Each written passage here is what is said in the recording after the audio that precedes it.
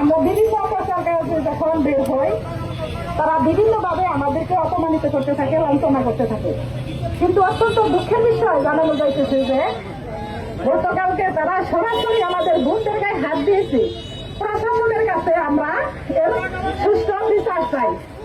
আমরা বাংলাদেশের আইনের আওতায় আনুন, না হয় যদি বাংলাদেশে এই টোটালগুলো পুরো দুর্ঘটনা করে পুরো দায়িত্ব কিন্তু আপনাদেরকে নিতে হবে। আসুন আমরা সকলে মিলে গোপালপুরে যে গণজোয়ার সৃষ্টি হয়েছে, আজকে রূপসা থেকে পাথরিয়া, টেকনাফ থেকে তেতুলিয়া, পুরো বাংলাদেশ রাজস্থল থেকে নিয়ে সচিবালয় পর্যন্ত শুধু একটি আওয়াজ উঠেছে, সেটা হলো সব দল থেকে এবং জামাত ইসলামী বাংলাদেশ। আগামী দিনে আমরা আলকোহলের বাংলাদেশ,